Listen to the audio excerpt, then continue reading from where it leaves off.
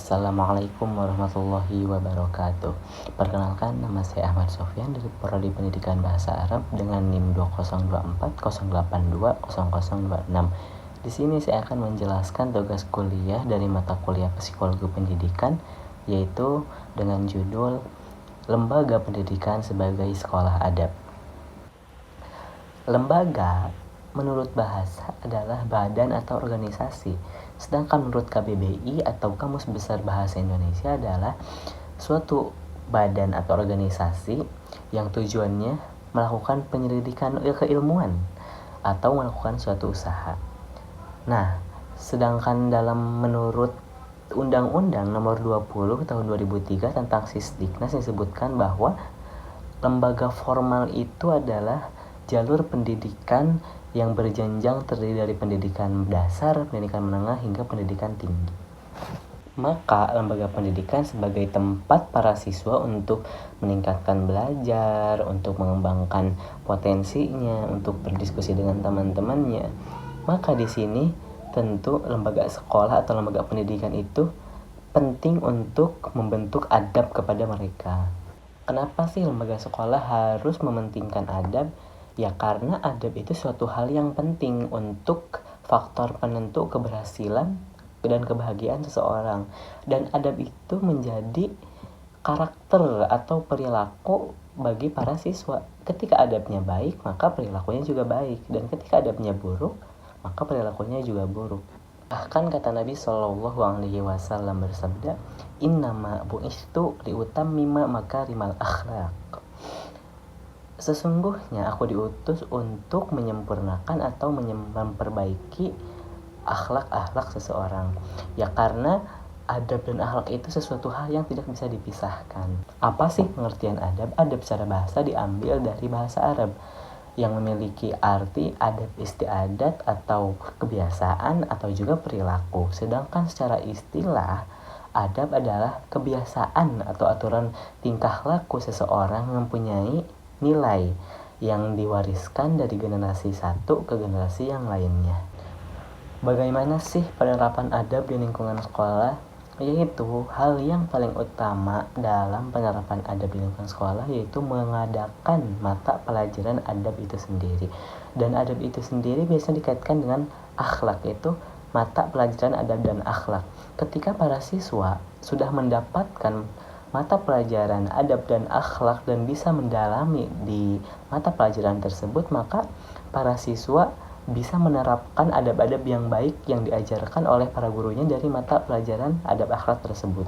Dan hal lainnya untuk penerapan adab di sekolah yaitu semua mata pelajaran, baik guru umum ataupun guru agama khususnya, mereka harus menyelipkan sisi-sisi nilai adab di dalamnya. Ketika misal siswa belajar tentang biologi atau siswa tentang matematika, guru seberusaha mungkin harus menyelipkan nilai-nilai adab di dalamnya. Seperti misal guru itu menegur siswa yang mereka bermain-main saat belajar atau mereka yang tidak fokus saat belajar. Lalu guru menjelaskan bahwa fokus belajar itu sebagai adab, memperhatikan guru, dan yang lainnya. Jadi setiap guru itu tidak hanya memberikan pengetahuan saja kepada mereka, kepada para siswa, namun guru juga wajib membentuk karakter pada para siswa, bagaimana siswa itu menjadi siswa yang unggul, yang mandiri, yang berperilaku baik.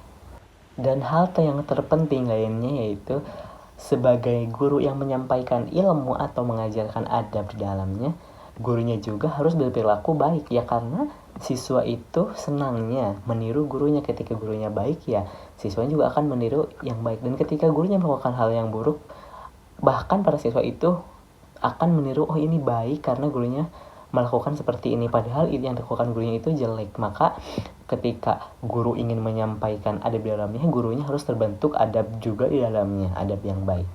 Nah, ketika lingkungan sekolah sudah terbentuk adab di dalamnya, maka akan mempengaruhi karakter para siswa dan para guru itu sendiri. Misal, ketika di lingkungan sekolah tersebut, guru dengan siswa saling sapa, dan siswa dengan siswa pun saling sapa, saling salam, dan guru dengan guru saling sapa. Maka di situ terbentuklah lingkungan atau lembaga sekolah itu yang beradab dan akan menjadi karakter baik untuk para siswa dan gurunya.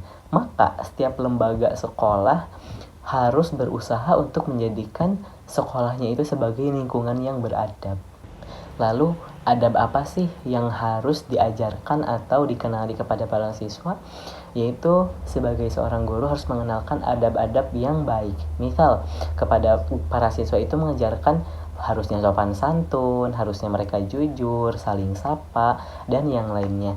Sedangkan adab-adab yang buruk hanya untuk disampaikan dan tidak untuk ditiru. Sedangkan konsep menurut Ibnu Jamaah dalam kitabnya Tadhkiratus Sami' wal Mutakallim fil Adabil Alim wal Muta'alim setidaknya ada 3 unsur. Yang pertama yaitu adab siswa terhadap dirinya, yaitu ketika kita mengajarkan kepada anak-anak itu mereka harus mencintai dirinya, harus jujur, sopan santun, berperilaku yang baik, tidak berkata kasar, dan yang lainnya. Lalu yang kedua, adab siswa kepada gurunya. Adab siswa terhadap guru harus diajarkan, yaitu misal ketika gurunya mengajarkan sesuatu, siswa itu harus fokus, siswa itu harus mendengarkan dengan baik, tidak berbicara dengan orang lain.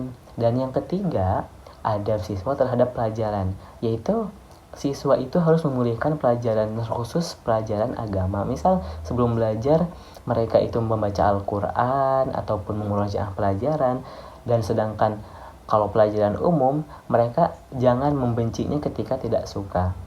Ada hal yang penting untuk membentuk karakter para siswa, yaitu peran orang tua itu sendiri.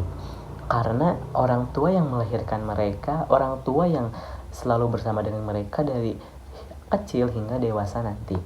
Dan anak-anak itu akan lebih sering bersama dengan orang tua ketika sebelum sekolah.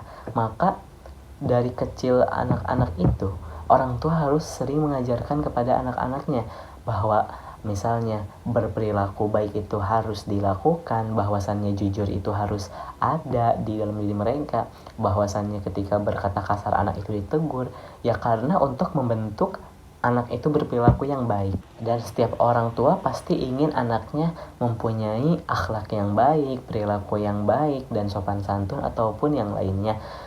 Itu akan didapatkan ketika orang tua itu mengajarkan kepada anak-anaknya dari kecil. Dan anak-anak itu ketika masuk sekolah, dia sudah terbiasa dengan perilaku-perilaku yang baik. Misal anak itu jujur, anak itu memperhatikan guru yang sedang mengajarkan. Maka orang tua itu sangat penting untuk mengajarkan anak-anaknya di masa kecil. Barangkali itu sedikit yang dapat saya sampaikan. Lalu kesimpulannya yaitu lembaga pendidikan memiliki peran penting untuk pendidikan karakter bagi para siswanya. Karena biasanya pendidikan lebih terarah kepada para siswa itu di dalam kelas, sehingga perlu ditambahkan nilai-nilai adab yang baik dalam setiap mata pelajaran. Tidak lupa, peran orang tua itu yang terpenting karena orang tua yang selalu menemani anaknya setiap hari. Maka dari sejak dini anak itu harus dibentuk karakter yang baik. Seyogianya anak itu telah memiliki adab sebelum memasuki sekolah. Dan guru itu sebagai fasilitator atau orang yang mengajarkan adab ketika mereka di sekolah untuk mereka itu berperilaku baik dalam sekolah. Tapi perlu diingat bahwasannya setiap adab yang diajarkan baik oleh orang tua ataupun guru tergantung kepada anaknya ingin menerima atau tidak. Ketika anaknya ingin menerima dengan perilaku yang baik, ya anak tersebut akan menjadi baik. Namun ketika anak itu menolak atas arahan dari orang tua ataupun guru, dan anak itu membiarkan, ya anak itu tidak akan menjadi seseorang yang beradab. Maka di sini orang tua itu sangat penting untuk menjadikan anak-anak itu sebagai anak yang baik. Dan orang tua itu harus memperhatikan ketika anak-anak ingin beranjak dewasa, apakah anak tersebut sudah baik perilakunya dengan orang lain ataupun tidak. Karena kembali lagi tadi, ketika adab diajarkan kembali kepada anaknya itu sendiri. Mungkin sekian dari saya. Syukron. Wassalamualaikum warahmatullahi wabarakatuh.